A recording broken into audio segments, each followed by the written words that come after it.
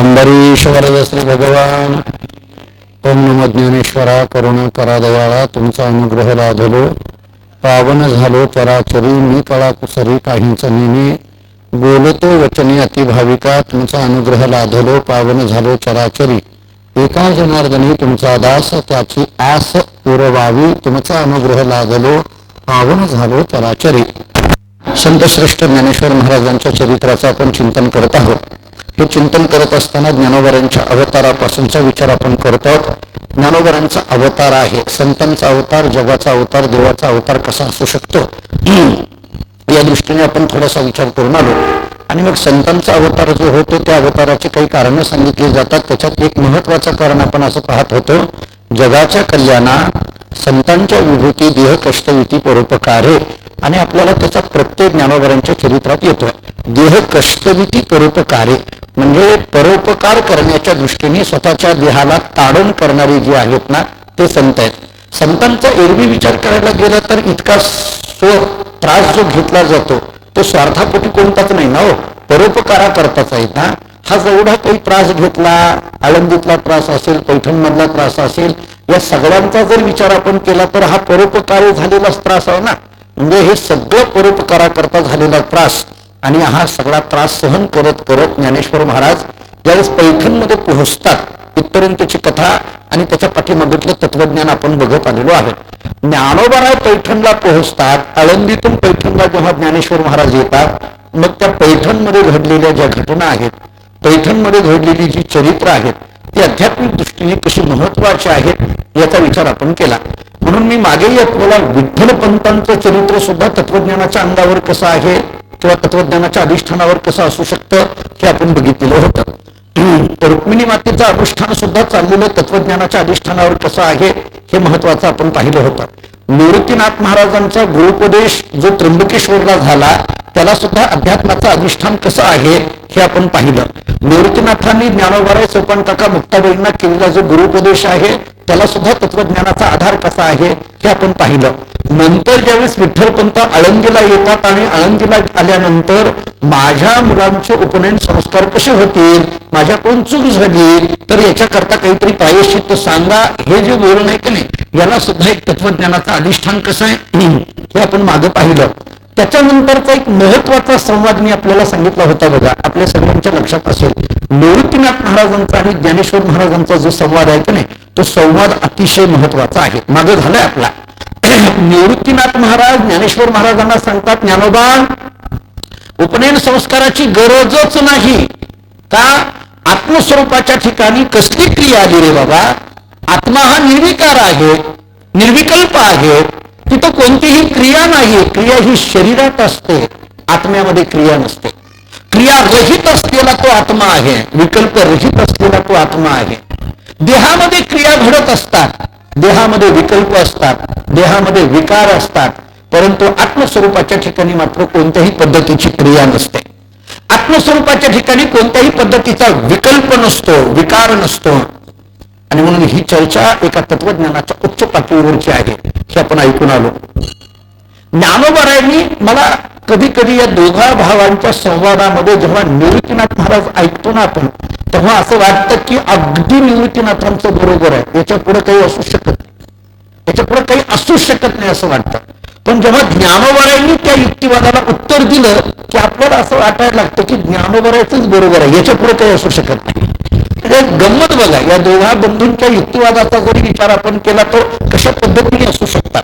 त्यामुळे हे बोलणारे काही तुमच्या आमच्यासारखे सामान्य माणसं नव्हती ना हो. वृत्ती निवृत्ती ज्यांची झाली ते निवृत्तीनाथ आणि ज्यांच्याकडे ज्ञान स्वरूप हे जंत स्वरूप आहे, रूप आहे ते ज्ञानोबा आहे. झालं, दोघांची चर्चा झाली. चर्चेतून शेवटी ठरलं लोकसंग्रहाकरिता, लोक परिवर्तनाकरिता किंवा आपल्याकडे पाहून हा कर्मयोग स्वधर्म टिकला जातो याच्याकरता आपण उपनयन संस्कार त्याचं शुद्धीपत्र घेण्याकरता पैठणला जायचं. झालं, आले तिथं काही घटना घडल्या, रेड्यामुखी वेद कशा पद्धतीने बोलावला आणि त्याच्या पाठीमागटला तात्विक अर्थ काय आहे हेही आपण काल परवा 2 दिवसात ऐकून आलो. ज्ञानोबा जेव्हा माघारी निघतायत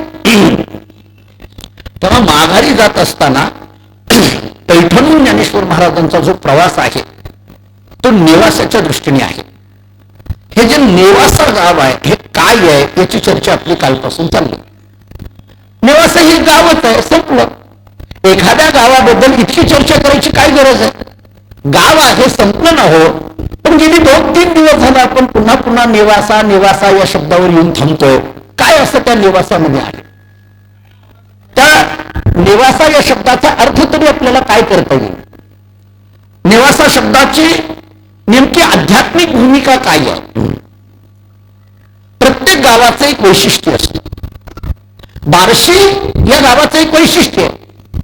त्या गावाचे अर्थ करताना आपण बार्शीतली मंडळी असल्यामुळे आपल्या सगळ्यांना माहित आहे बारस या शब्दावरून बार्शी पडलं. आपण आपल्या गावाचा इतिहास असाच सांगतो, आमची ही बार्शी आहे. का बार्शी म्हटलं जातं? बारस या शब्दावरून बार्शी नाव पडलं. बारस या शब्दाचा अर्थ द्वादशी, बारस या शब्दाचा अर्थ एकादशीच्या नंतर येणारी तिथी. बारस या शब्द बारस सोडणं या शब्दाचा अर्थ एकादशीचं पारणं सोडणं. आणि मग अंबरीशी राजाची कथा अमुक तमुक सगळं आपण बोलतो. पंढरपूर हे नाव आहे. पंढरपूर हे जरी नाव आत्ता आपल्याला दिसत असलं तरी त्याचा इतिहास सांगितला जातो. पंढरीनाथाचं असलेलं हे पंढरपूर, आणि त्याच्याबद्दल बोलताना तर एक प्रमाण इतकं महत्वाचं आहे, जेव्हा नव्हते चराचर तेव्हा होते पंढरपूर. म्हणजे पंढरपूर शब्दाचाही काहीतरी अर्थ. मी ज्या गावात जन्माला आलो, मानकोजी महाराजांची संजीवन समाधी ज्या गावामध्ये आहे, धामणगाव. धामणगाव याच्यामध्ये 5 अक्षर आहेत. संपलं. काय त्याच्यात वैशिष्ट्य आहे? पण धामणगाव या शब्दाचा इतिहास सांगताना आम्ही असा सांगतो की तिथं असलेलं जे लिंग आहे ते धर्मराजांनी स्थापित केलेलं लिंग आहे. 5 पांडव जेव्हा वनवासामध्ये होते, त्यांना जो 1 वर्षाचा वनवास वगैरे जे काही सांगितलं जातं त्याच्यामध्ये होते, आणि त्यावेळेस धर्मराजा त्या धामणगावला किंवा त्या नागझरीच्या काठावर आले आणि स्वतः एक धर्मलिंग स्थापन केलं. धर्मराजांनी ते धर्मलिंग स्थापन केल्यामुळे त्या गावाला नाव होतं धर्मलिंगेश्वर. त्याचं पुढे गावाचं नाव झालं धार्मण्यपूर, आणि नंतर गावाचं नाव झालं धामणगाव. असा इतिहास त्या गावाचा आहे.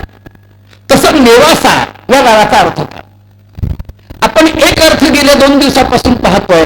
त्रिभुवनामध्ये अत्यंत पवित्र असलेलं, ज्ञानोबांची ओवी आपण ऐकत होतो. त्रिभुवनैक पवित्र अनादि पंचक्रोश क्षेत्र, जे तो जगाचे जीवनसूत्र श्री महालय. ज्ञानेश्वरीतली 18व्या अध्यायातली शेवटी ज्ञानोबांनी ही ज्ञानेश्वरी कुठं सांगितली, त्या जागेचं महत्व काय हे सांगताना ही ओवी सांगितली.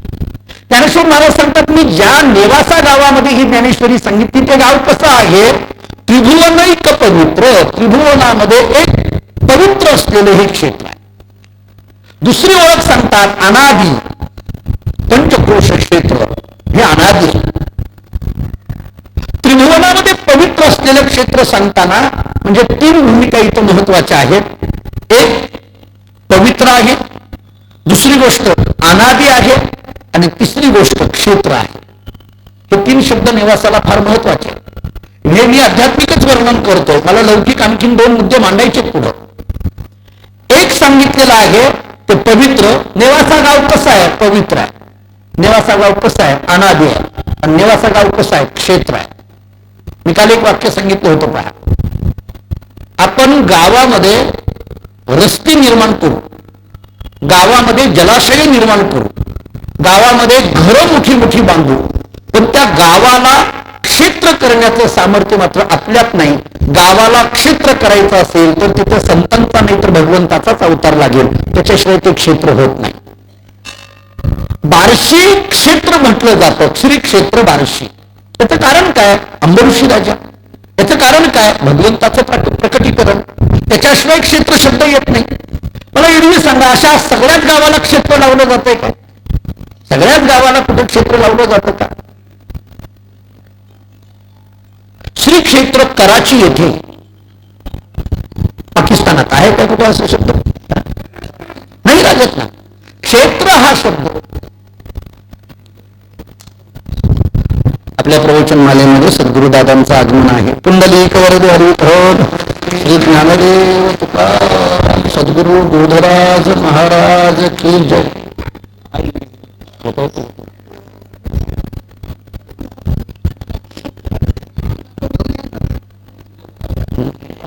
बस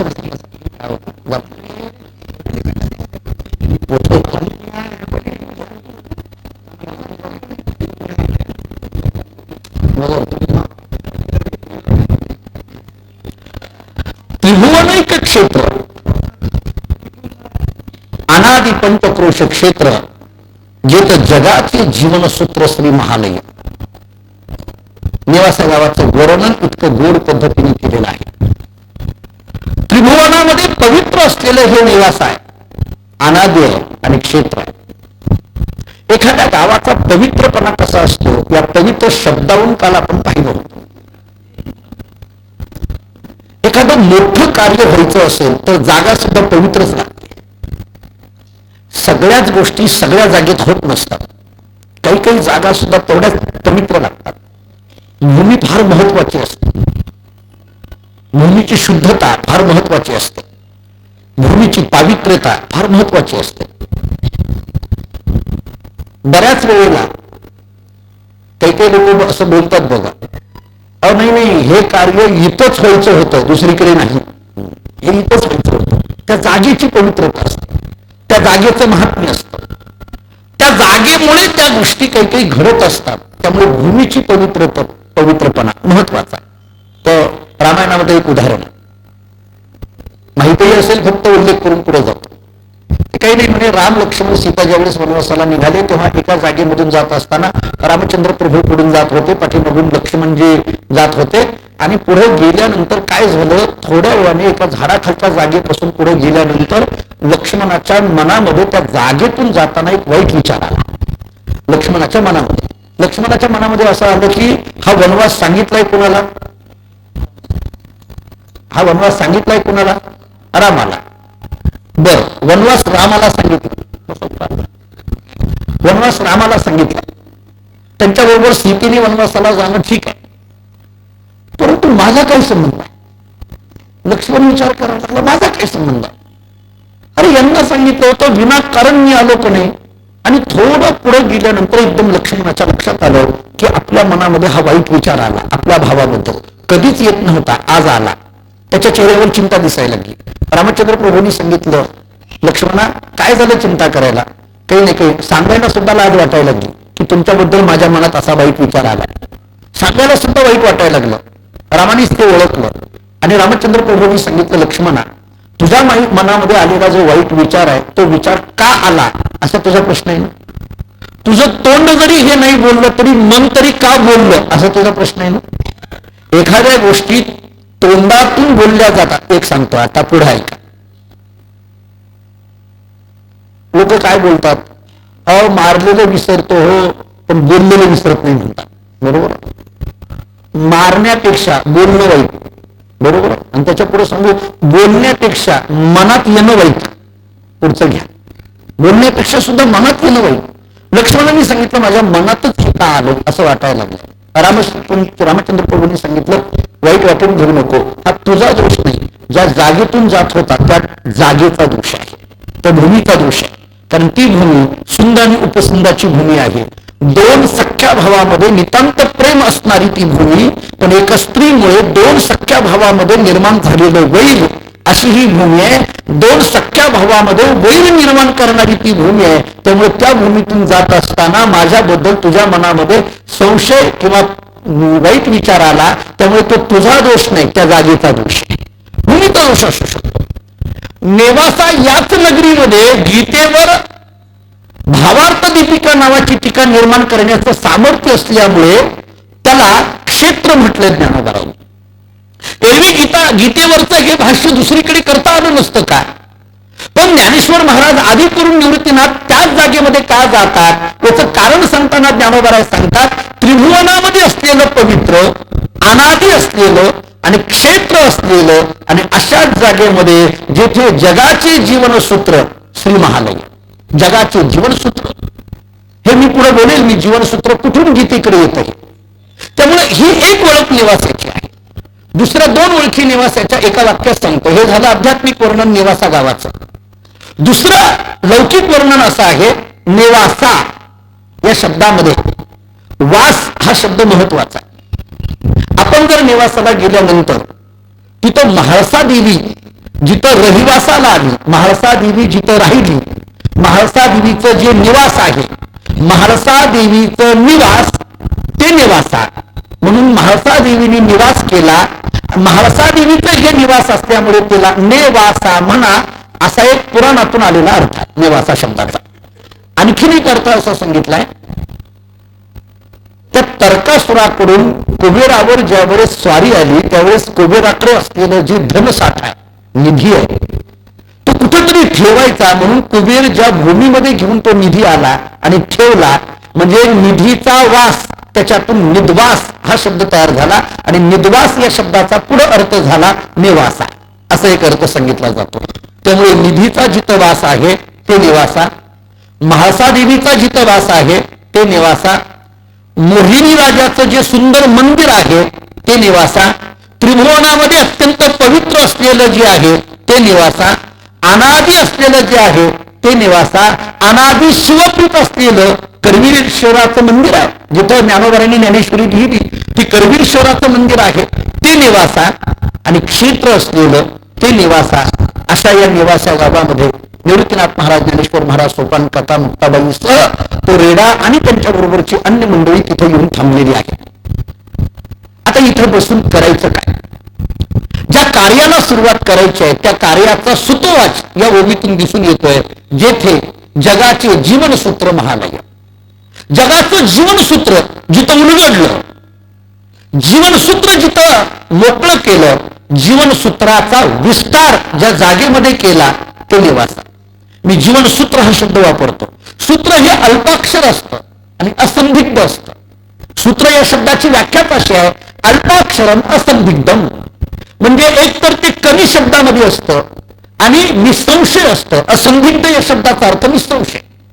सूत्र या शब्दाची व्याख्या अशी सांगितली जाते की ते कमी शब्दामध्ये असावं आणि निसंशय असावं.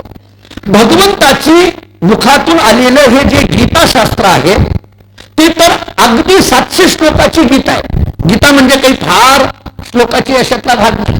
म्हणजे त्याचं वर्णन तर असं केलंय, महाभारताच्या 125 श्लोकाचं सार म्हणजे गीतेची 700 श्लोक. महाभारतामध्ये जे 125 श्लोक सांगितले जातात, 1.25 लाख श्लोक सांगितले जातात, 1.25 लाख श्लोकाचं सार म्हणजे गीतेचे 700 श्लोक आहेत. नाही आम्हाला महाभारताचे 1.25 लाख श्लोक वाचता आले, नाही आम्हाला त्याचा अर्थ करता आला, तर शास्त्र आम्हाला असं सांगतं गीतेचे 700 श्लोक वाचा, तुम्हाला त्याचा अर्थ कळून जाईल. त्यामुळे 1.25 लक्ष श्लोकामध्ये सांगितलेलं जे तत्व आहे ते अगदी सूत्र पद्धतीने कमी शब्दामध्ये ज्याच्यामध्ये मांडलं ते गीताशास्त्र आहे. आणि म्हणून गीताशास्त्राला जीवनसूत्र म्हटलं, आध्यात्मिक जीवनसूत्र म्हटलं. हा जीवनसूत्र म्हणण्याचा एक अर्थ मी कसा लक्षात आलो तो बघा. म्हणजे मी आपल्याला असं सांगत होतो, सूत्र या शब्दाचा अर्थ आहे अल्पाक्षर आणि सूत्र या शब्दाचा अर्थ आहे असंदिग्ध. म्हणजे सूत्र कसं असावं ते कमी शब्दामध्ये असावं आणि सूत्र कसं असावं की जे असंदिग्ध म्हणजे निसंशय असावं. भगवद्गीतेतला प्रत्येक श्लोक हा निसंदिग्ध म्हणजे कुठल्याही पद्धतीचा संशय नाही त्या श्लोकामध्ये. भगवद्गीतेचा प्रत्येक श्लोक हा संशय रहित आहे. ऐका, इथं कसलाच संशय नाही. मी आपल्याला त्याचा आधार देतो, एक त्याचं उदाहरण देतो, गीतेच्या संबंधातलं एक उदाहरण देतो. गीतेतल्या प्रत्येक श्लोकावर हा निश्चयच आहे, गीतेतल्या प्रत्येक अक्षरावर हा निश्चय आहे, गीतेतल्या प्रत्येक जोडाक्षरावर निश्चय आहे. ते काय झालं म्हणे, काशीमध्ये पंडित जगन्नाथ मिश्र यांचं एक चरित्र सांगितलं जातं. ते पंडित जगन्नाथ मिश्र जेव्हा गीतेवर भाष्य करायला बसले आणि गीतेवर भाष्य करत असताना त्यांच्या समोर एक श्लोक आला. त्या श्लोकाचे शब्द असे होते, योगक्षेमम वहाम्यहम. आपल्या सगळ्यांच्या ऐकण्यात श्लोक आहे. योगक्षेमम वहाम्यहम हे जेव्हा त्यांनी वाचलं तेव्हा त्यांनी विचार केला, काय भगवान लिहित आहेत, योगक्षेमम वहाम्यहम. बहुतेक इथं चूक झाली. पंडित जगन्नाथ मिश्रांना असं वाटायला लागलं इथं चूक झाली आहे. योगक्षेम वहाम्यहम, वहाम्यहम या शब्दाचा अर्थ वाहन, सरळ सरळ शब्दार्थ काय वाहन. ते म्हणजे अरे भगवान योगक्षेम त्याचा वाहतो, भगवान योगक्षेम त्याचा वाहतो. अनन्याश्चिंतयन्तो माम ये जना पर्योपासते तेषां नित्याभियुक्तानां योगक्षेमम वहाम्यहम. तो सगळा श्लोक मी सोडवत बसत नाही आता.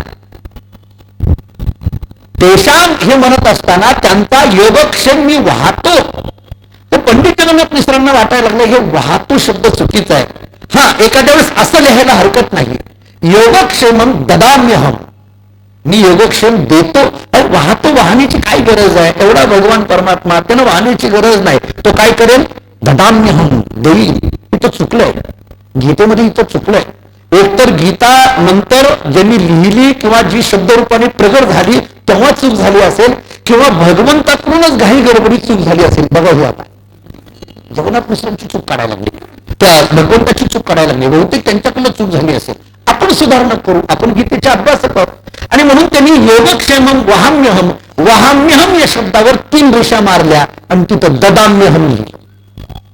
लेखणी ठेवली, गंगेला स्नानाला गेली, शब्दात खडाखोड केली. गीतेच्या मूळ शब्दात गंगेवर स्नानाला गेले. स्नानाला गेले इकडं, तेवढ्यामध्ये काय झालं? हे पंडित जगन्नाथ मिश्र अत्यंत गरीब होते, विद्वान होते, पंडित होते, पण गरीब होते. तेवढ्यामध्ये एक लहान मुलगा, अगदी लहान, छोटासा लहान मुलगा पंडित जगन्नाथ मिश्रांच्या घरी आला आणि त्यांच्या बायकोकडे आला. मोठ्याने हात मारली, काकू आहेत का घरात? काकू आहेत का? त्यांची बायको बाहेर आली, विचारायला लागली, काय रे बाबा, काय झालं? त्याने सांगितलं काही बघून, म्हणजे ते जे लहान मुलगा, त्या लहान मुलांनी सांगितलं काही नाही, हे एक तांदूळ एवढंसं मला दिलंय आणि ते तुम्हाला द्यायला सांगितलं, तांदूळ द्यायला सांगितलं. असं कुठं आहे? ओळखा म्हटलं. ते खांद्यावर घेऊन आला होता तो लहान मुलगा तांदूळ. ओळखा म्हटलं. कुणी दिलं? म्हटले तुमच्या पतिराजाने दिलं. हा, त्यांना कुठे मिळालं? ते म्हटले मला माहित नाही, त्यांना कुणीतरी दिलं असेल, मला माहित नाही, पण त्यांनी मात्र मला गंगेच्या काठावर स्नानाला गेल्यानंतर ते स्नान करण्याकरता निघाले, पण मला एवढं तांदळाचं बिपडं दिलं, मला सांगितलं आमच्या घरी नेऊन दे, म्हणून मी घेऊन आलो.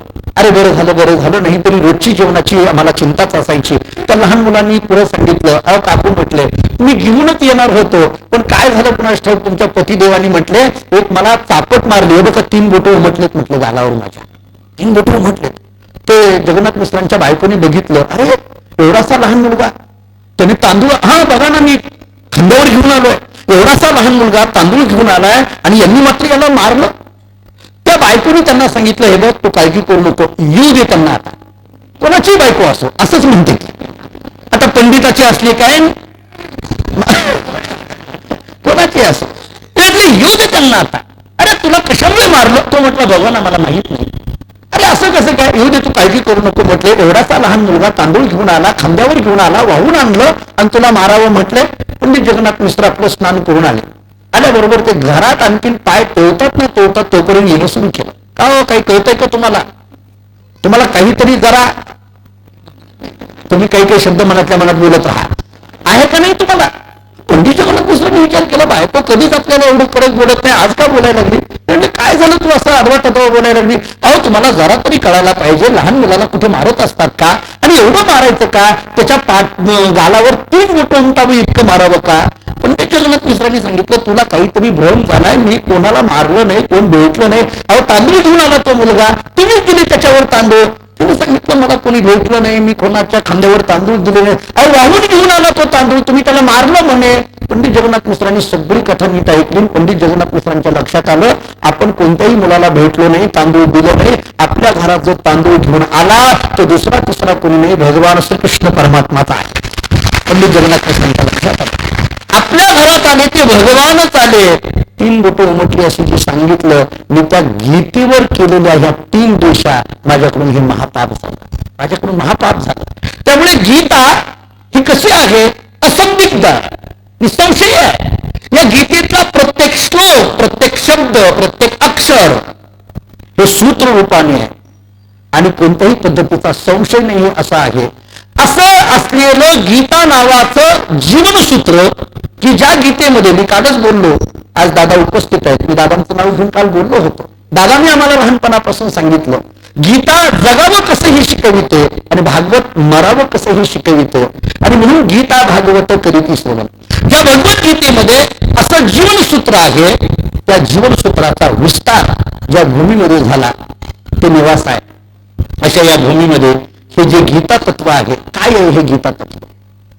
आम्हाला एवढं माहित आहे, भगवान श्रीकृष्णाने अर्जुनाला सांगितलेली गीता, संपलं, एवढं आम्हाला माहित आहे. पण या गीतेची वैशिष्ट्य काय? या गीतेचं महात्म्य काय? मी आपल्याला एक साधं सूत्र सांगतो गीतेच्या संबंधाने. शास्त्राने असं वर्णन केलंय, गीता गंगोदकम पित्वा पुनर्जन्म न विद्यते. गीता गंगोदकम पित्वा पुनर्जन्म न विद्यते. शास्त्र मला सांगतं की गीता ही एक गंगा आहे. गीता गीता म्हणजे काय, तर ती एक गंगा आहे म्हटलं. पण या गीता असणारी ही जी गंगा आहे, या गंगेचं प्राशन, पित्वा, पित्वा या शब्दाचा अर्थ प्राशन, ज्यांनी गीता नावाच्या गंगेचं प्राशन केलं, पुनर्जन्म न विद्यते, पुन्हा तो जन्माला येत नाही. याचा अर्थ जन्म मरणाच्या पलीकडे मुक्ती प्राप्त करून देणारं गीता नावाचं, ही गंगा नावाचं शास्त्र आहे. हे गीता नावाचं शास्त्र आहे. गीता गंगोदकम पित्वा पुनर्जन्म न विद्यते. आपल्याला नाथरायणी केलेलं गीतेचं वर्णन पहा.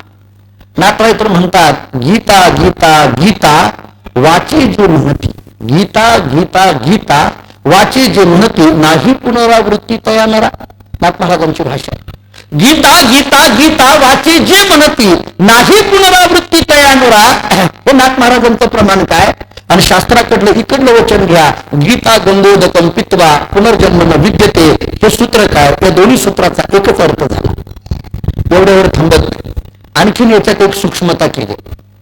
ते म्हटले, गीतेला जरी गंगेची उपमा दिली असली तरी याच्यात आणखीन एक थोडी उणीवच आहे म्हटलं. एक उणीवच आहे. काय उणीव आहे?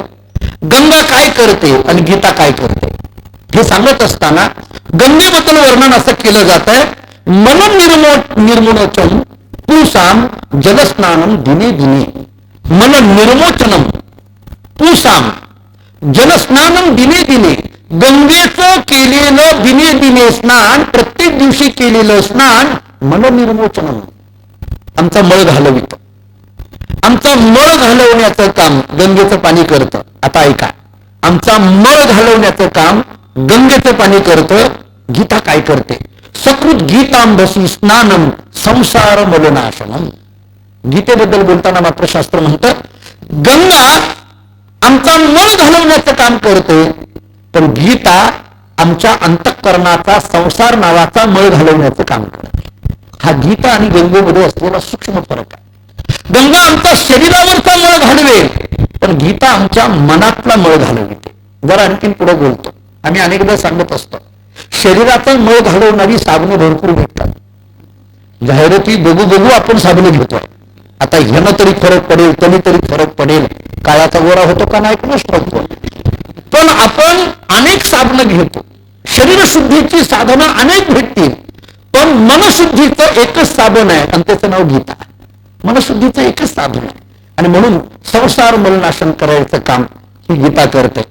तोपर्यंत आतला मळ निघत नाही, तोपर्यंत बाहेरचा मळ किती जरी काढला तरी उपयोग राहत नाही.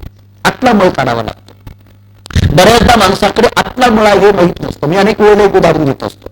एखादा शिकारी दिवसभर शिकार करतो आणि मग तो शिकार करत असताना हातामध्ये धनुष्य घेऊन शिकार करतो. इकडं तिकडं तिकडं इकडं तिकडं फिरतोय, त्याला शिकार मिळत नाही. एक दिवस त्याच्या हातामध्ये पूर्ण तो धनुष्य असतो. धनुष्य घेऊन फिरतोय फिरतोय फिरतोय, त्याला शिकार मिळत नाही. सायंकाळ झाली, तहान लागली, एका घराच्या जवळ गेला, आपल्या हातातला धनुष्य खाली टाकला की जो धनुष्य दिवसभर त्याच्या हातात आहे तो धनुष्य खाली टाकला आणि तसाच हात त्या पाण्याच्या झऱ्याला लावला आणि पाणी प्यायला लागल्याबरोबर त्याला घाण वास यायला लागली. एकदम ते पाणी खाली टाकलं आणि त्या पाण्याकडे बघून म्हणायला लागला, अरे अरे किती घाण पाणी आहे, इतकं घाण पाणी पिऊ का, किती घाण पाणी आहे. त्या झऱ्याला वाचा फुटली आणि त्या झऱ्याने सांगितलं, अरे बाबा मी घाण नाही, दिवसभर हातामध्ये धनुष्य घेऊन घेऊन तुझे हात घामे घुम झालेले होते, सगळ्या शरीराची घाण हातात येऊन अडकलेली होती, तू हात स्वच्छ न धुता तसंच माझ्या पाणी पिण्याकरता लागला, त्यामुळे ही घाण माझी नाही, ही घाण तुझीच आहे. तुझी घाण तुझ्याकडून निघाल्याशिवाय मी किती स्वच्छ आहे हे माणसाला कळणार नाही. माणूस स्वच्छ हे कळण्याकरता अगोदर आपली घाण काढावी लागेल ना. आपल्याला अगोदर आपली घाण काढल्याशिवाय बाकीचं स्वच्छता दिसत नसते. आणि म्हणून आतली घाण काढण्याचं काम जे शास्त्र करतं ते गीताशास्त्र आहे. आणि म्हणून अशी जी गीताशास्त्र आहे या गीतेवर भाष्य करायचं ठरवतात. निवृत्तीनाथांनी सांगितलं ज्ञानेश्वर महाराजांना, ज्ञानोबा आता तुम्ही गीतेवर भाष्य करायचं आहेच नाही गीता, परंतु जी गीता संस्कृत मध्ये आहे ती प्राकृतात आणायची, मराठीमध्ये आणायची. हा झाला एक अर्थ. गीतेवर ज्ञानोबांनी भाष्य का केलं हा झाला एक अर्थ. असं वाटतं की तिथं काही प्रश्न असे उपस्थित झाले असतील. मला असं वाटतं, म्हणजे मी काही, पण एक माझा अंदाज, नेवासामध्ये ज्या खांबाला टेकून ज्ञानेश्वर महाराज ज्ञानेश्वरी सांगणार आहे तिथं बसले असतील. पुढे निवृत्तीनाथ आहे. गीतेवर तुम्ही भाष्य करा. का? संस्कृत मध्ये असलेलं हे सूत्र मराठीमध्ये सर्वांना कळावं म्हणून तुम्ही भाष्य करा. हा झाला एक अर्थ. संस्कृत सगळ्यांनाच कळत नाही असं जरी म्हटलं जात असलं तरी मला असं वाटतं आत्ताच्या पेक्षा तरी त्या काळातल्या लोकांना जास्त संस्कृत कळत होतं, आत्ताच्या पेक्षा तरी. त्यामुळे त्या काळातल्या लोकांना संस्कृत कळत नाही म्हणून गीतेवर भाष्य ज्ञानेश्वरी केली असा जरी आपण अंदाज लावत असलो तरी आत्ताच्या मानाने त्या काळातल्या लोकांना संस्कृत कळत होतं, संस्कृत भाषा अवगत होती. पण मला असं वाटतं एक दूरदृष्टी असेल, आत्ता नाही. निवृत्तीनाथ महाराज म्हणत असतील भविष्यामध्ये संस्कृत भाषेचे अनभिज्ञ लोक जन्माला येतील, त्यांची सोय करण्याकरता 700 वर्षापूर्वीच ज्ञानेश्वरी मराठीत करून ठेवली. असा एक दूरदृष्टीच्या दृष्टीने विचार करा. हा एक अंदाज, एक युक्तिवाद तोच असेल असं माझं म्हणणं नाही, पण एक युक्तिवाद. दुसरा युक्तिवाद मला जरा आणखी महत्वाचा वाटतो. मी पुढे बोलणार आहे त्याच्यावर भरपूर, फक्त त्याचा सुतवाच करतो. ज्ञानोबारांनी गीतेवरच भाष्य का केलं आणि मराठीमध्ये का केलं? एक उत्तर आपण असं ऐकून आलो की संस्कृत कळत नाही लोकांना म्हणून मराठीमध्ये करायचं, केली. अलीकडल्या काळामध्ये संस्कृत बद्दल बोलत असताना लोक अदवा तद्वा बोलतात. आदरणीय आमच्या जोशी मॅडम रोज आपल्या प्रवचनामध्ये आहेत. संस्कृतच्या मोठ्या शिक्षिका, मोठ्या अभ्यासिका. आम्ही त्यांच्याकडे काही संस्कृतचे पाठही घेतले. काही काही वेळेला काही काही लोक संस्कृत बद्दल असं म्हणतात. आम्ही एका आचार्य सभेला उपस्थित होतो, हिंदू धर्म आचार्य सभेला उपस्थित होतो. मला आठवते तिथला प्रसंग. गुरुरे दादा असायचे, परंतु एक वर्षी दादांना जाता आलं नाही म्हणून मला त्यांनी पाठवलं. माझ्याबरोबर जगदावी सर होते, बेंगलोरला आम्ही गेलो होतो.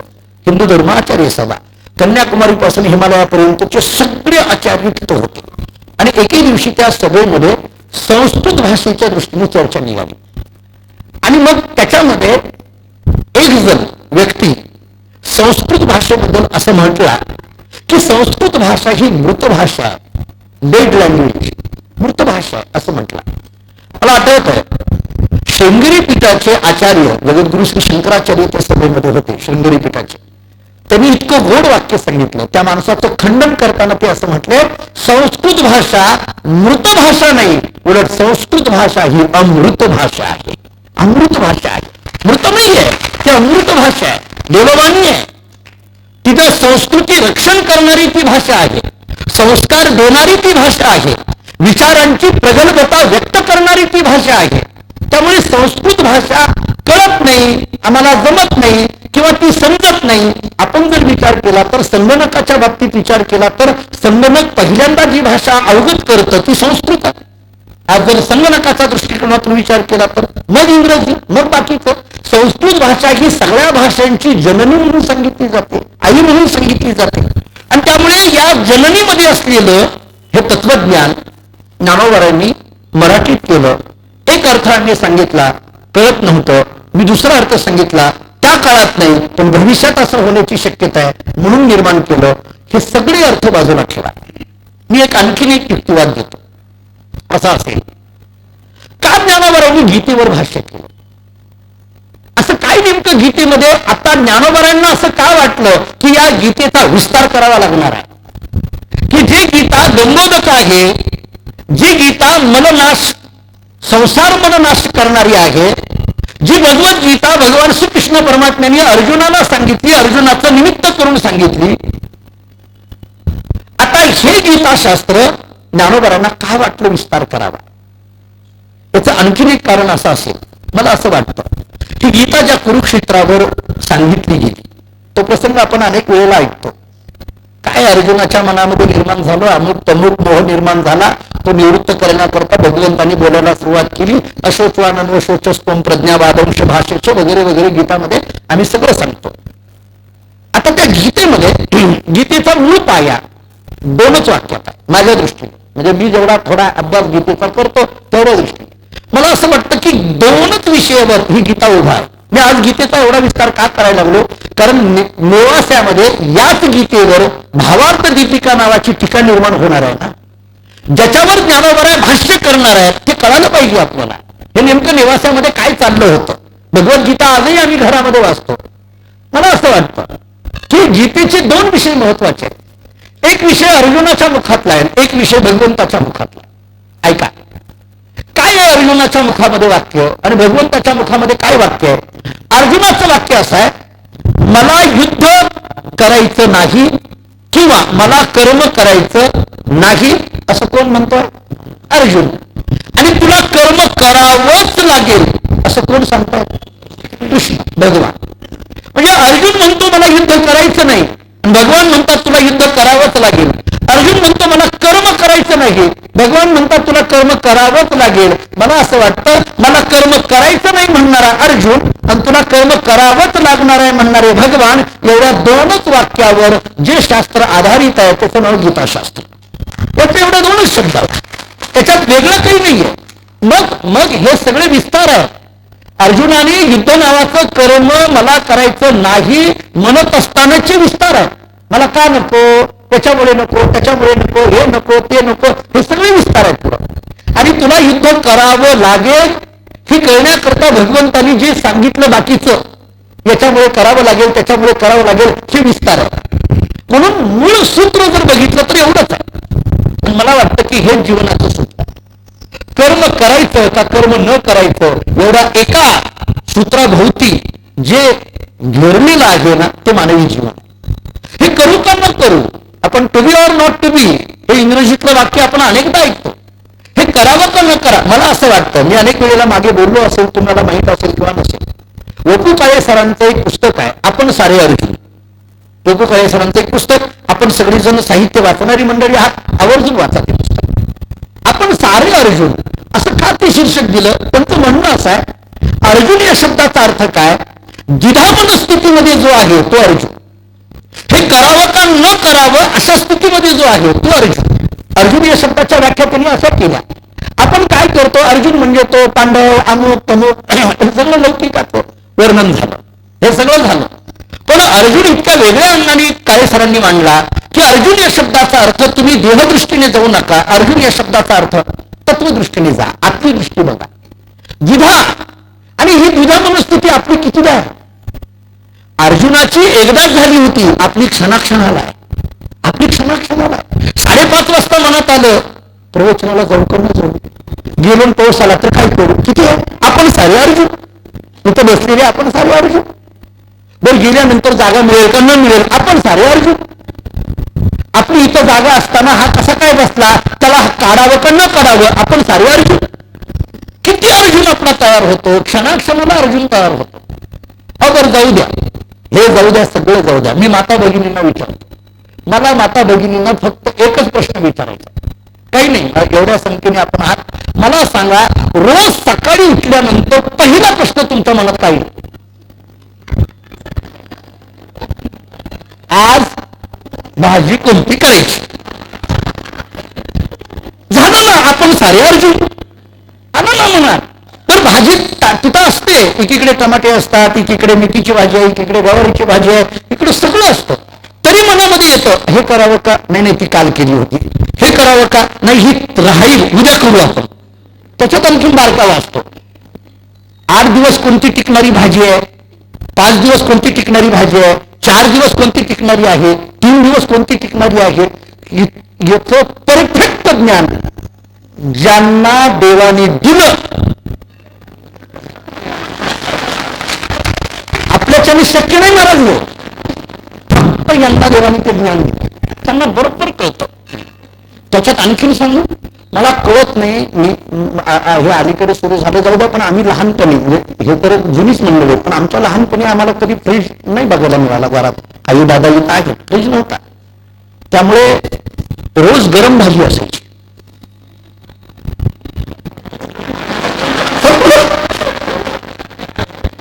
आम्हाला आई जेव्हा खाऊ घालायची, नेहमी तो उपस्थित आहे, आईनं जेव्हा आम्हाला जीव घातलं तेव्हा रोज भाजी गरम असायची. रोज भाजी गरम म्हणतो किंवा ताजी असायची. जरा गरम तरी शब्द जरा अडचणीचा आहे, कारण त्यामुळे ताजी हा शब्द जरा जास्त बरोबर आहे. रोज भाजी आम्हाला ताटात जी आमची आई खाऊ घालायची ती कशी असायची, ताजी. ह्या कुणी काढलं कुणास ठाऊक लग्नात फ्रीज द्यायचं. आमच्या दादाला काही लग्नात फ्रीज मिळाला नव्हता, त्यामुळं आमच्या आईने आम्हाला रोज ताजी भाजी दिली. गेल्या 14 वर्षामध्ये फ्रीज खातो. फ्रीज एक इन्स्ट्रुमेंट असं देवाने बनवलं की फ्रीज नावाचं, किती दिवस ठेवा भाजी त्याच्या, 10 दिवसांना गरम करा. तुम्हाला सांगतो इळवण्याची आमटी,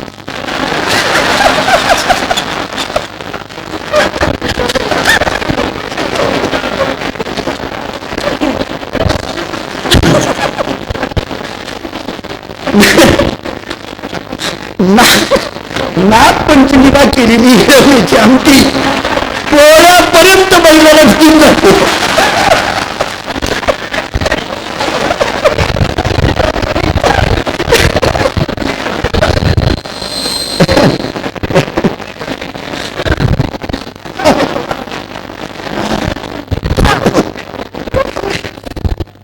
बाहेर मोकळ्या मनाने हसल्या बाबा, त्यांना असं वाटत होतं बाई महाराजाला कसं करायचं, आम्ही जे खातोय काय करणार आहे.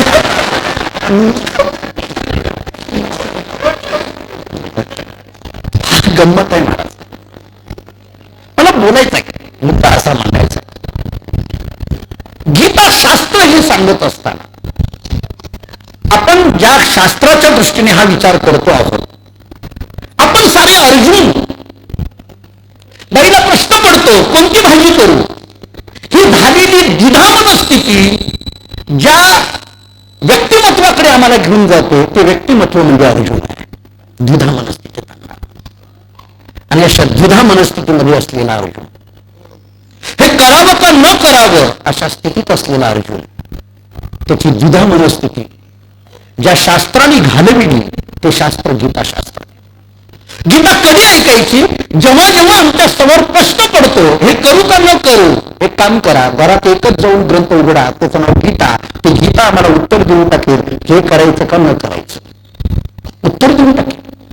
गीता शास्त्र आम्हाला द्विधा मनस्थितीतून बाजूला काढतं, आमच्या मनात निर्माण झालेल्या संशयातून बाजूला काढतं. त्यामुळे अर्जुनाचा प्रश्न आहे की मला हे युद्ध नको वाटतंय का, कारण पाप आहे. बरं कोणाला मारायचं आहे, माझ्या भावाला मारायचं आहे आणि मी राजा व्हायचं.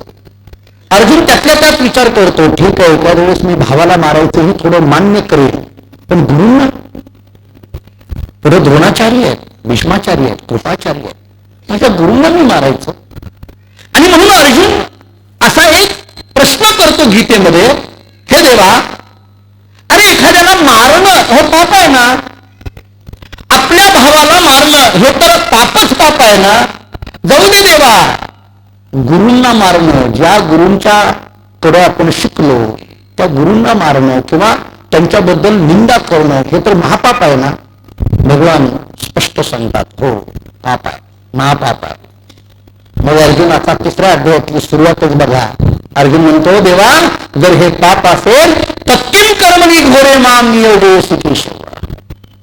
हे पाप आहे ना, मग अशा घोर कर्मामध्ये मला का ढकलतोस. हे पाप असेल तर या पापामध्ये ढकलावं का तू. बोलता बोलता अर्जुन म्हणतो, देवा मी तुझ्यावर विश्वास ठेवलाय, माझं सर्वस्व कृष्ण म्हणून सांगितलंय. कृष्ण माझी माता, कृष्ण माझा पिता, बहीण बंधू तुलता कृष्ण माझा, असं मी तुला म्हटलंय. मी सर्वस्व तुला अर्पण केलंय आणि तू मात्र मला पापामध्ये ढकलायलास. तू उलट मला पापातून बाहेर काढायला पाहिजे आणि तू तर मला पापामध्ये ढकलायला लागलास. देवा असं का करायला लागलास, हे चुकतंय. तू युद्ध कर म्हणून जे सांगतो ना हे तुझं चुकतंय. असं भगवान हसावला. भगवंतांनी स्मित हास्य केलं. अर्जुनाने विचारलं, देवा काय झालं हसावला. भगवान म्हटले, काही नाही, मला ते कर्म करायचं नको याचा विषय नाही, पण तू जे म्हणायला लागला ना पाप पाप पाप, त्या वाक्याचा हसू यायला लागलं. म्हटलं का. त्याने काही नाही, तू असं म्हणतो की हे पाप आहे आणि मी कसं करू. मला प्रश्न पडलाय, अर्जुना तू क्षत्रिय आहेस आणि आता ज्या भूमीवर आहे ती भूमी युद्धभूमी आहे, कुरुक्षेत्र आहे. तू क्षत्रिय आहेस आणि तू युद्धभूमीत आहे. युद्धभूमीवर आलेल्या क्षत्रियाने हातात शस्त्र असताना याला मारल्यानंतर पाप लागेल का पुण्य लागेल ही चर्चा करणं हास्यास्पद आहे. क्षत्रियाचा धर्म काय, ब्राह्मणाचा धर्म काय, क्षत्रियाचा धर्म काय, वैश्याचा धर्म काय, हे धर्म सांगितले आहेत ना प्रत्येकाचे. क्षत्रियाचा धर्म काय आहे, युद्धभूमीवर आल्यानंतर तिथं गेल्यानंतर शस्त्र हातात असताना पुढे शत्रू असताना तिथं विचार करायचा नसतो की याला मारल्यानंतर पाप लागणार आहे का पुण्य लागणार आहे. हा विचार क्षेत्र नसतो. तो युद्धभूमीवर युद्ध करायला गेल्यानंतर युद्धच करायचं असतं. युद्ध करणं हा क्षत्रियाचा धर्म आहे. युद्धापासून परावृत्त होणं हे क्षत्रियाचा धर्म नाही. मला हसू यायचं लागलंय. अरे ज्या घराची परंपरा तुझी, जे घरानं पांडव घरानं तुझं, आणि ह्या घराचा विचार जर असा केला, त्या घराचा जर विचार केला आणि या घरामध्ये तू जन्माला आल्यानंतर अशा युद्धभूमीवर गेल्यानंतर पापपुण्याच्या चर्चा तुझ्या मनात येतात, हे ऐकून हसू यायला लागलं. अर्जुन थोडा शांत होतो आणि पुन्हा भगवान त्याला समजावून सांगताना म्हणतात, अर्जुना ठीक आहे, तुझ्या मनात येऊ नये ते आलं ना, खरं तर येऊ नये. युद्धभूमीवर गेल्यानंतर काय केलं पाहिजे, युद्धच केलं पाहिजे, बाकीचा विचार करायचा नाही. मला सांगा, कीर्तन करायला गेल्यानंतर कीर्तनकाराने काय केलं पाहिजे, कीर्तनच केलं पाहिजे. पाकिट किती कसला विचार आणायचा नाही. आता हे ठरवून चालले, ती गोष्ट नाही झाली, कसला विचार आणायचा नाही. आपलं काय कर्तव्य ते करायचं. तरी भगवान किती समजूत काढतात बघा. भगवान म्हणतात, ठीक आहे अर्जुना, तुझ्या मनात यायला नको होतं ते आलं, पण जाऊ दे, मी तुला सांगतो म्हटलंय, एक काम कर. अरे एखाद्या कर्माला पाप किंवा पुण्य देण्याचं काम कोणाच्या हातात आहे. धर्माची तू मूर्ती, पापपुण्य तुझी हाती. पाठ आहे, धर्माची तू मूर्ती, पापपुण्य तुझी हाती. भगवान म्हणतात अर्जुना, एखाद्या कर्माला पाप द्यायचं का पुण्य द्यायचं हे कोणाच्या हातात आहे. अर्जुन म्हणायला लागला, देवा तुझ्या हातात आहे. मग भगवान म्हणायला लागले, जर माझ्या हातात आहे तर पाप आणि पुण्य देणारा जो मीच तुला सांगतोय ते युद्ध कर, तुला पाप लागणार नाही.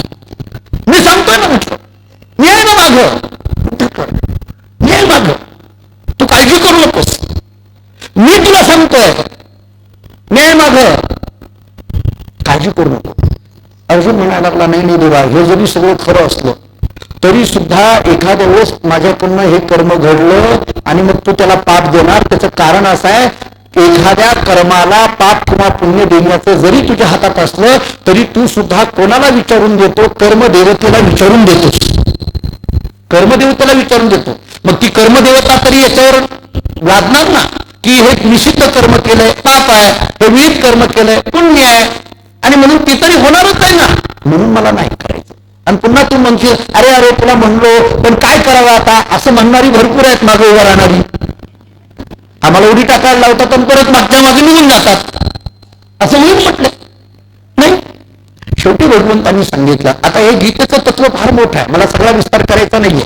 शेवटी भगवंतांनी सांगितलं, काळजी करू नको, जरी तू तुझ्याकडून हे निषिद्ध कर्म होते असं तुला वाटत असलं तरी निषिद्ध आणि विहित या कर्माचा पाप आणि पुण्याचा संबंध कधी लागतो, ज्यावेळेस आपण करत असलेल्या कर्मामध्ये कर्तृत्वाचा भाव येतो ना तेव्हा लागतो.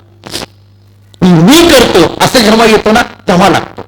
तू एक काम कर, तू कर्म दृष्टीने कर, त्याच्यातला मी बाजूला काढ. मी बाजूला करून केलेलं कोणतंही कर्म नैष्कर्म्य स्थितीला घेऊन जातं, पाप पुण्याच्या पलीकडे पोहोच करतं. हा उपदेश ज्या शास्त्राने जगाला दिला त्याचं नाव गीताशास्त्र. गीताशास्त्र त्याचं नाव आहे, हा उपदेश दिला. आणि म्हणून ही जी गीता आहे ही सामान्य नाहीये. ज्ञानोबा सांगतात ही गीता सामान्य नाहीये. गीतेवर भाष्य करण्याकरता ज्ञानेश्वर महाराज जे प्रवृत्त होतात त्याचं एक महत्वाचं कारण मला घेऊन जायचं राहिलंय.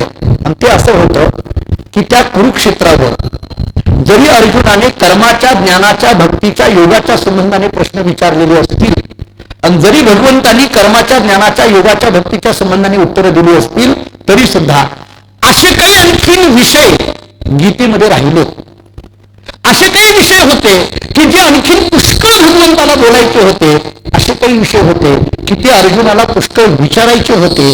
पण वेळेची मर्यादा असल्यामुळे ते अर्जुनाकडून विचारले गेले नव्हते, भगवंताकडून सांगितले गेले नव्हते.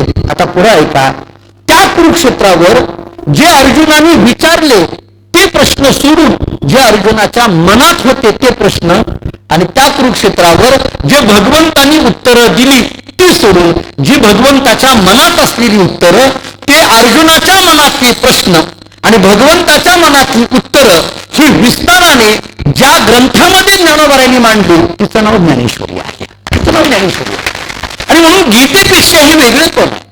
मी पुढे बोलणार आहे. शेवटच्या अध्यायामध्ये एक बोली आहे, गीते विनही रंगूडाल, या ज्ञानेश्वरीचं मी पुढे बोलणार आहे. ज्ञानेश्वरीची वैशिष्ट्य जेव्हा येणार आहे, ज्ञानेश्वरी निर्मितीचा विचार मी मांडत होतो. गीतेमध्ये असे काही विषय राहिलेत तेव्हा भगवंताकडून बोलायचे आणि अर्जुनाकडून विचारायचे. ते मनातले विषय ज्ञानेश्वर महाराजांनी ओळखले. भगवंताच्या मनातलं ज्ञानेश्वर महाराजांनी ओळखलं. का ओळखलं? कारण भगवान श्रीकृष्णाचाच अवतार म्हणजे ज्ञानेश्वर महाराज, आणि अर्जुनाच्या मनातलं ज्ञानेश्वर महाराजांनी ओळखलं कारण भगवान श्रीकृष्णाचा भक्त म्हणजेच अर्जुन, म्हणजे ज्ञानोबारायांचाच भक्त म्हणजे अर्जुन, म्हणून अर्जुनाच्या मनातलं ओळखलं. हे हजारो वर्षापूर्वी घडलेलं मनातल्या गोष्टी ज्ञानोबारायांनी प्रगट केल्या ते ज्ञानेश्वरीच्या रूपाने. आणि मग ज्या गीतेवर भाष्य करण्याकरता ज्ञानेश्वर महाराज प्रवृत्त होतात ती गीता काय आहे.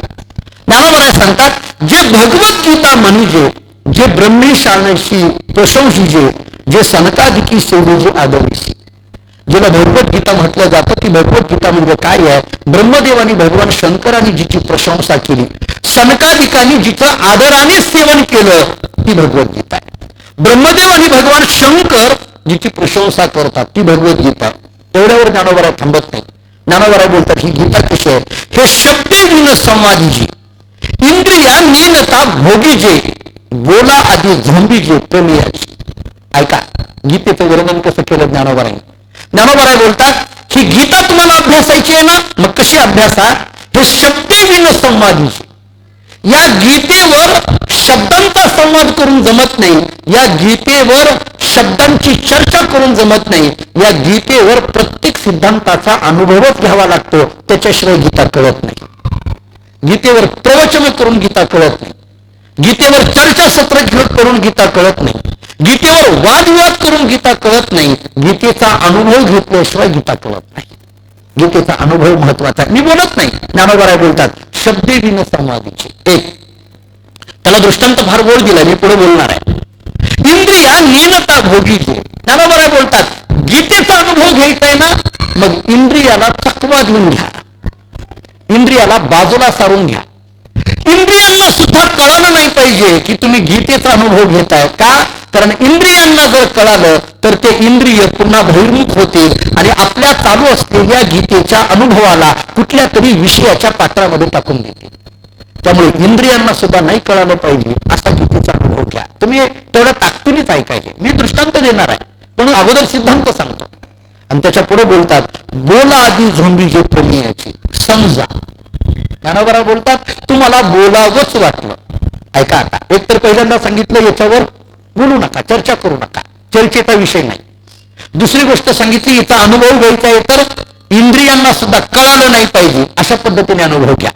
आणि तिसरी गोष्ट सांगतात ठीक आहे बोलायचंच आहे ना तुम्हाला, मग एक काम करा, बोला आधी.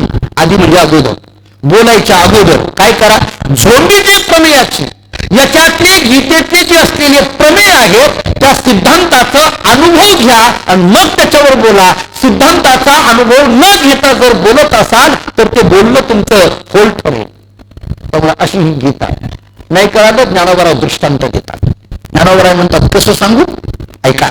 जैसे भ्रमर परागू सेवीची, भ्रमर परागू नेती, भ्रमर परागू नेती परी कमळ दळे नेनती. भ्रमर पराग नेती परी कमळ दळे नेनती, तैशी तरी आहे सेविती ग्रंथी. या ग्रंथाचं सेवन कसं करा दृष्टांत दिला. भुंगा कमळामधील परागकण सेवन करतो. भुंगा भ्रमर कमळातील परागकण सेवन करतो. भुंगा कमळातील परागकण सेवन करत असताना कमळालाही त्याचा पत्ता नसतो. कमळाला ते ठाऊक नसतं. कमळाला धक्काही लागू देत नाही.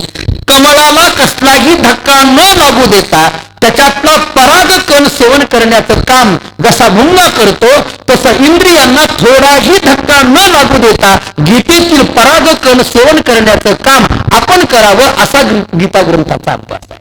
गीता ग्रंथ अशा पद्धतीचा आहे. एक विचार थोडं पुढे या गीतेचा अधिकारी कोण आहे? ठीक आहे, तुम्ही एवढा वेळ झालं सांगता की गीता अशी आहे, गीता कशी आहे, गीता ही आहे, पण या गीतेचा अधिकार काय आहे? ज्यांना शक्य आहे त्यांनी आत या, ऑफिसमध्ये जा किंवा इकडे डाव्या बाजूला थोडस उभा राहिलं तरी चालेल. आत जरा जिथं जिथं जागा आहे तिथं बसायला जागा आहे. थोडा विचार राहिलाय फक्त आता माझा.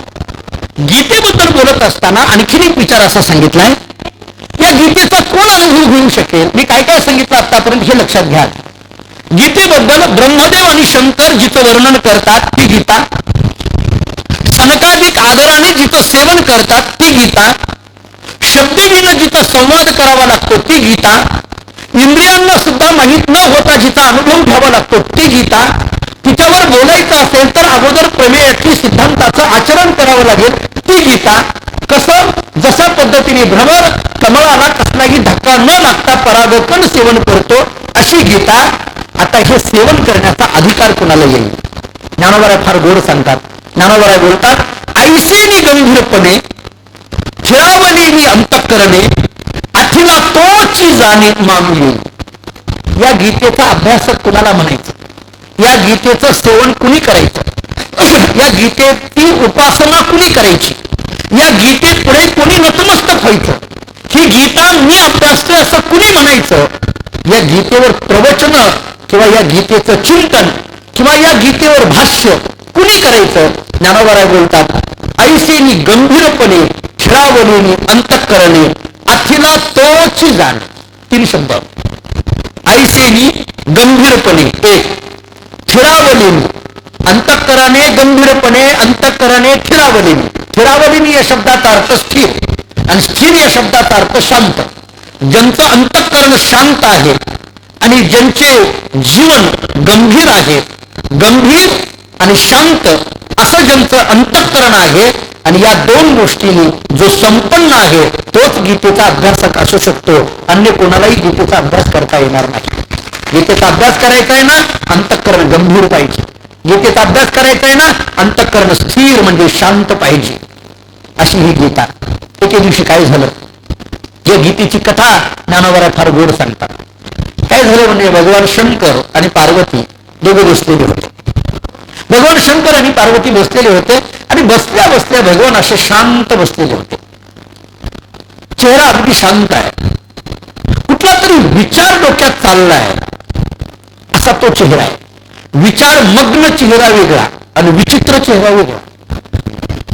विचार मग्न चेहरे वेगळे आणि विचित्र चेहरे वेगळे. कधी कधी चेहरे असे विचित्र करतात बघा लोक. वैचारिक चेहरा वेगळा असतो, विचित्र चेहरा वेगळा असतो. कधी कधी असे विचित्र चेहरे करतात महाराज. काही काही माणसांना पाहिल्यानंतर आपले कसे चेहरे होतात बघा. नाहीतर जुन्या काळातलं उदाहरण देतो किंवा बार्शीतलं अजिबात सांगत नाही. सून बासुंदी खाताना सासूचा चेहरा बघायचा. हे बार्शीतलं अजिबात नाही. आणखीन 10-12 दिवस टिकायचं आहे बार्शीमध्ये. समजा सोनानं बासुंदीची अशी वाटी घेतली आणि सासूला डायबिटीस असावा आणि सुनानं बासुंदीची अशी वाटी घेतलेली असावी आणि अशी सून पण गमतीची सासूच्या समोर. मग बघा सासूचा चेहरा कसा असतो. विचित्र. चला म्हणा विचारी चेहरा वेगळा असतो. भगवान असे विचारी आहे, शांत आहे. आणि मग पार्वतीने विचारलं, अहो काय झालंय तुम्हाला, कसला विचार करताय? बघा ज्ञानोबा ती कथा सांगतात. काय विचार करताय तुम्ही? या गीतार्थाची थोरी स्वये शंभू विवरी. या गीतार्थाची थोरी स्वये शंभू विवरी. ही गीता किती अगाध आहे, या गीतेमध्ये किती तत्वज्ञान आहे याचा विचार करत एके दिवशी भगवान शंकरच विचारमग्न झाले. भगवान शंकरांना सुद्धा गीतेचा अंत लागेना. भगवान विचार करायला लागले. या गीतेने नैष्कर्म्य सांगितलं असं म्हणावं, या गीतेने मोक्ष सांगितला असं म्हणावं, या गीतेने हठयोग सांगितला असं म्हणावं सांगावं काय?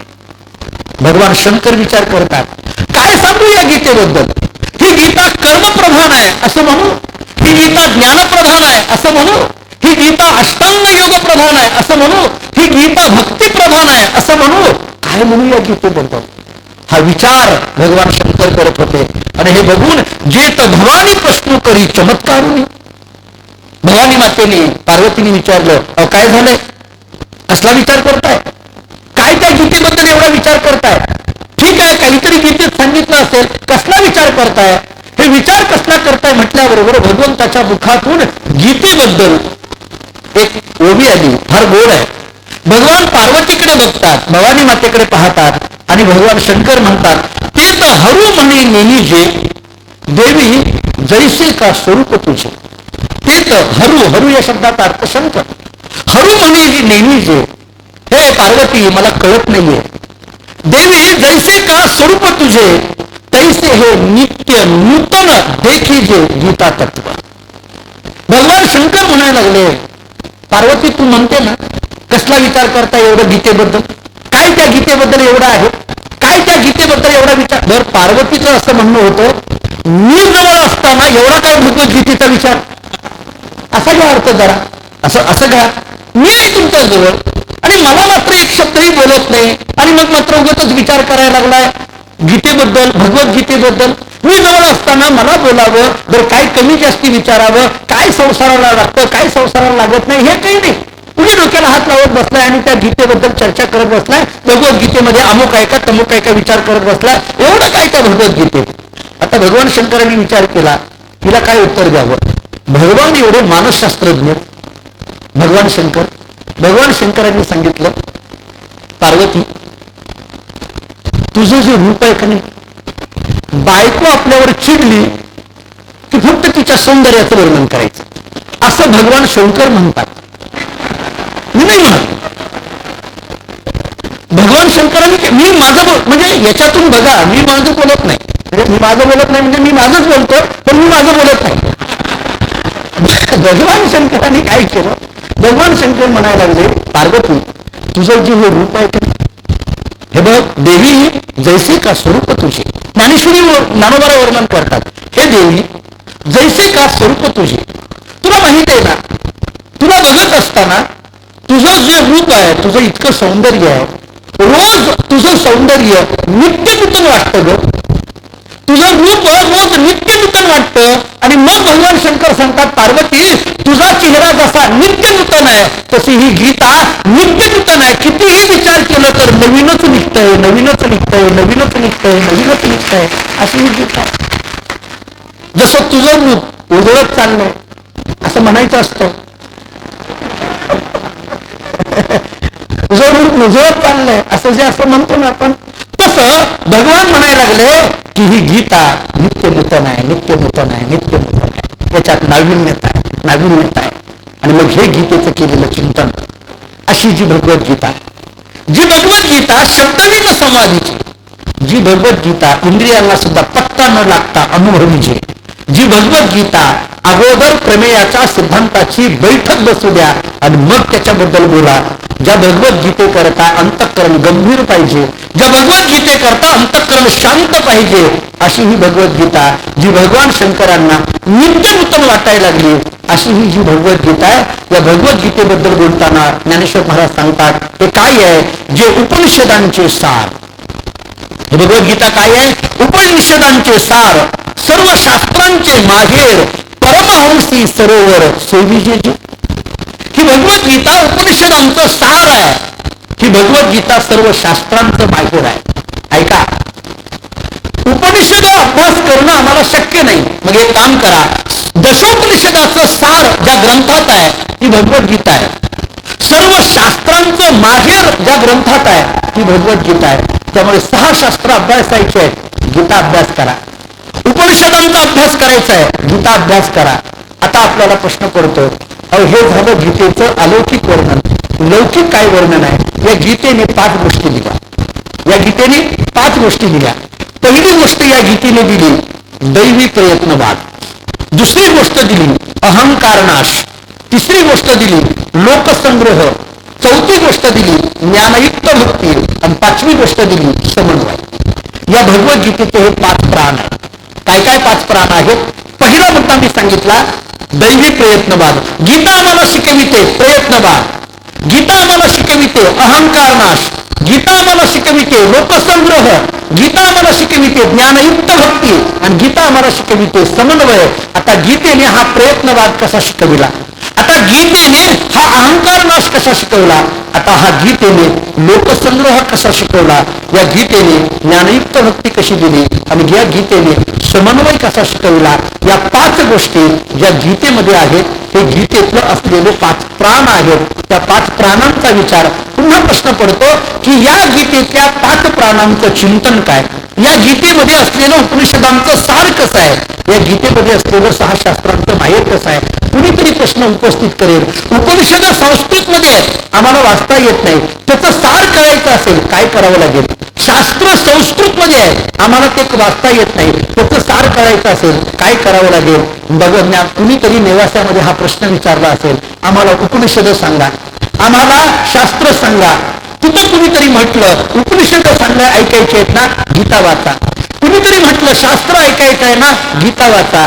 सगळे नेवासेकर एकत्रित झाले म्हणायला लागले अहो ती गीता तरी संस्कृत मध्ये आहे आम्हाला वाचता येत नाही, तुम्ही मराठीत सांगा. ज्ञानोबारांनी सांगितलं पावसात कुठं सांगत बसू, उद्या सांगतो. आता ही जी गीता आहे ती मराठीत कशी आली याचं नेमकं काय चिंतन आहे याचा विचार आपल्याला उद्याच्या प्रवचनामध्ये करायचा आहे. जरी पाऊस येत असला तरी बऱ्याचशा प्रत्येकांना काही घाई असतात आणि म्हणून त्यातल्या त्यात आपल्याला जेवढं वेळेत सोडता येईल तेवढा सोडण्याचा मी प्रयत्न करतो आहे.